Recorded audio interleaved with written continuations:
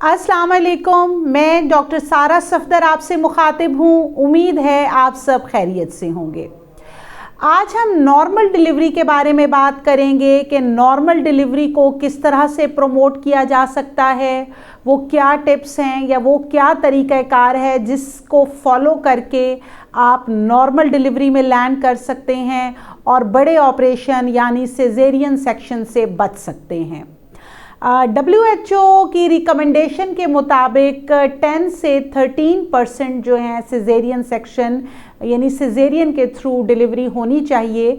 और सन 2020 के डाटा के मुताबिक पाकिस्तान के अंदर सिजेरियन सेक्शन का रेशो 48% था और इस वक्त सन 2024 में सिजेरियन सेक्शन का रेशो पाकिस्तान में 50% से ज़्यादा है और ये एक अलार्मिंग रेशो है, ये बहुत ज़्यादा रेशो है।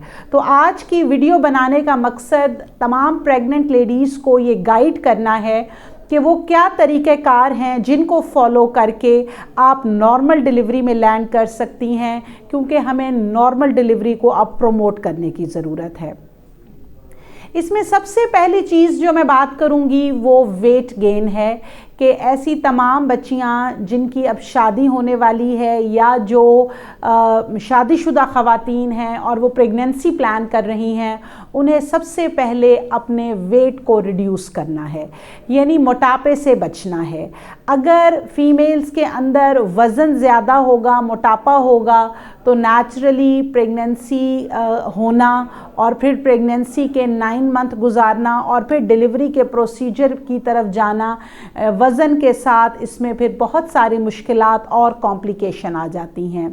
तो सबसे पहली चीज़ जो आपने ख्याल करना है वो अपने वज़न को आपने नॉर्मल रखना है, अपने हाइट के हिसाब से अपने वेट को रखें। जब आपका वज़न नॉर्मल होगा तो आप प्रेगनेंसी भी अच्छे से कंसीव करेंगी, प्रेगनेंसी के 9 मंथ्स भी आपके हेल्दी गुजरेंगे और आप बिल्कुल सेहतमंद तरीके से नॉर्मल डिलीवरी के प्रोसेस गुजार के, बर्थ का प्रोसेस गुजार के हेल्दी बच्चे को पैदा कर सकेंगी। तो सबसे अहम चीज़ और पहली चीज़ जो है वो वज़न को कंट्रोल करना है। उसके बाद जो सेकंड इम्पॉर्टेंट चीज़ जो है वो वॉक है। अब वॉक से मुराद क्या है कि अक्सर ख़वातीन ऐसी हैं कि उनको जैसे ही प्रेगनेंसी होती है वो बेड रेस्ट पे चली जाती हैं कि जी हमें अब आराम करना है, हमें हमल हो गया है, हमारा हमल ज़ाया हो जाएगा। देखिए, प्रेगनेंसी कोई बीमारी नहीं है, ये एक नेचुरल प्रोसेस है। इसके अंदर आपने अपनी रूटीन की जो नेचुरल फ़िज़िकल एक्टिविटीज़ हैं तमाम उनको जारी रखना है और इसके साथ साथ आप अपनी रूटीन बनाएं कि 10 से 15 मिनट की वॉक आपने ज़रूर करनी है और पहले 5 से 6 महीने आप 10 से 15 मिनट की वॉक को जारी रखें और इसका टाइम पीरियड आहिस्ता आहिस्ता बढ़ाने की कोशिश करें। 7वें महीने तक आप तकरीबन आधे घंटे वॉक तक आ जाएं और आखिर के जो 3 महीने हैं जिसको हम 7वां, 8वां और 9वां महीना कहते हैं, इस टाइम पीरियड तक आने तक आपकी ये रूटीन बन चुकी हो कि डेली की आप 40 मिनट की वॉक ज़रूर करते हो। ये जो वॉक का है ये आपको नॉर्मल डिलीवरी की तरफ लेके जाती है। इससे आपका जो ब्लड फ्लो है वो बच्चे की तरफ और आपके लोअर लिम्ब पेरिनियल एरिया की तरफ अच्छा होता है, जिसकी वजह से आपकी जो पेल्विक बोन्स और लिगामेंट हैं वो टाइमली रिलैक्स होते हैं और वो बच्चे को जगह देते हैं ताकि बच्चा पेल्विस में उतर जाए, जिसकी वजह से नॉर्मल डिलीवरी जो है वो मुमकिन होती है। तो सबसे अहम चीज़ जो है वो वॉक है। आपने वॉक को अपनी रूटीन में शामिल करना है। डे 1 से 10 से 15 मिनट की डेली वॉक से आप स्टार्ट करेंगी और at the end of the 9 month आपकी रूटीन 40 मिनट वॉक की होनी चाहिए। तो ये सेकंड चीज़ हो गई। तीसरी चीज़ जो है कुछ ब्रीदिंग एक्सरसाइजेज़ हैं। अब ब्रीदिंग एक्सरसाइज का क्या तरीका है कि आपने नाक से गहरा सांस अंदर लेके जाना है, उसको जितनी देर तक आप रोक सकते हैं उसको आप होल्ड करें और फिर मुंह के ज़रिए आप सांस को हवा को बाहर निकाल दें। ये ब्रीदिंग एक्सरसाइज आपको बेसिकली रिलैक्स करती है और इसके रिलैक्स करने से आपकी जो सांस लेने की कैपेसिटी है वो बढ़ जाती है।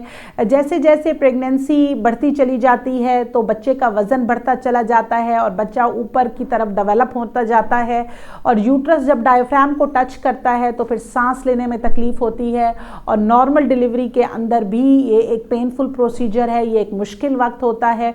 तो इस वक्त आपके जितने आप स्ट्रेस फ्री होंगे और आपके मसल आदी होंगे अच्छे तरीके से सांस लेने की, उनकी जितनी ब्रीदिंग कैपेसिटी, सांस लेने की सलाहियत आपकी अच्छी होगी, उतना ही आप नॉर्मल लेबर के प्रोसेस को अच्छे तरीके के साथ जो है वो गुजार सकते हैं और आप एक सक्सेसफुल नॉर्मल डिलीवरी के प्रोसेस से गुजर सकते हैं। तो ये जो ब्रीदिंग एक्सरसाइज है ये आप डेली बेसिस के ऊपर करें, दिन में 1 दफ़ा, 2 दफ़ा, 3 दफ़ा, जब जब आपको टाइम मिलता है और आप रिलैक्स बैठते हैं तो आप खींच के नाक के ज़रिए सांस अंदर लेके जाएं, जितनी देर तक उसको आराम से रोक सकते हैं रोकें और मुंह के ज़रिए इस सांस को बाहर निकालें। तो इस ब्रीदिंग एक्सरसाइज को भी आप हमल के 9 महीने अपनी रूटीन का हिस्सा बनाएं। इसके बाद कुछ पेल्विक स्ट्रेच एक्सरसाइजेज हैं जिनको हम प्रेगनेंसी एक्सरसाइजेज भी कहते हैं। आमतौर पर ये हम 8वें या 9वें महीने में ख़वातीन को इसकी एडवाइस करते हैं। इसमें मुख्तलिफ़ तरह की एक्सरसाइजेज हैं जैसा कि बटरफ्लाई स्ट्रेच है, कैट स्ट्रेच है, डार्क वॉक है। इसके ऊपर मैं एक अलग से वीडियो बनाऊंगी जिसमें आपको मैं इन तमाम एक्सरसाइजेज का तरीक़ाकार बताऊंगी। और अगर मैं सिंपल वर्ड्स में आपको एक्सप्लेन करना चाहूँ तो एक चीज़, हम मुसलमानों पर 5 वक्त की नमाज फ़र्ज़ है, तो तमाम हामला ख़वातीन अगर नमाज को प्रॉपर खड़े होकर पढ़ें, सही करके रुकू करें, सजदा अच्छे तरीके के साथ करें, तो उसमें स्क्वाटिंग एक्सरसाइजेज और आपकी फुल बॉडी की एक्सरसाइजेज आ जाती हैं। तो नमाज को अक्सर हामला ख़वातीन 7वें, 8वें और 9वें महीने में बैठकर अदा करने लग जाती हैं या इशारे से अदा करने लग जाती हैं। तो ये भी एक तरह की एक्सरसाइज है, इबादत की इबादत है और वर्जिश की वर्जिश है। तो आप अपनी नमाज के जो तमाम अरकान हैं वो खड़े होकर सही तरीके के साथ अदा करें, तो it will help you towards normal delivery.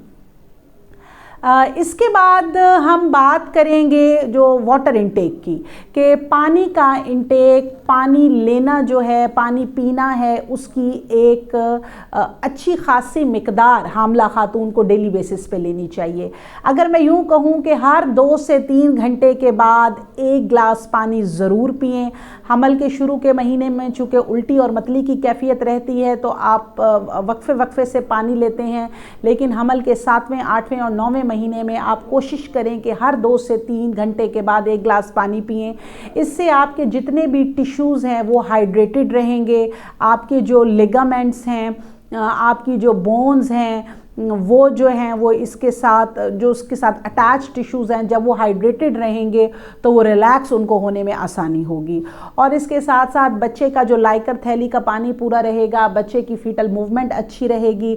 और अगर आपका थैली का पानी बच्चे का पूरा है और बच्चे की हरकत अच्छी है, आपके जो टिश्यूज़ हैं वो वेल हाइड्रेटेड हैं, तो आप एक सक्सेसफुल नॉर्मल डिलीवरी की तरफ जो है वो जा सकते हैं। इसके बाद हम फूड की बात करते हैं, खुराक की बात करते हैं कि दौरान हमल आपको स्पेशली 7वें, 8वें और 9वें महीने की बात करूंगी कि आपको सॉल्ट और शुगर यानी ज़्यादा नमक वाली चीज़ और ज़्यादा मीठी चीज़, इससे परहेज़ करना है क्योंकि ये आप में मुख्तलिफ़ तरह की कॉम्प्लिकेशंस की एक वजह बन सकती है। इसके बाद आपने कैलोरीज़ पर फोकस नहीं करना कि आपने ऐसी डाइट नहीं लेनी जिसमें बहुत ज़्यादा कैलोरीज़ हों, बल्कि आपने न्यूट्रिशन पे फोकस करना है कि आपने हर वो चीज़ खानी है जो फुल ऑफ न्यूट्रिशन है।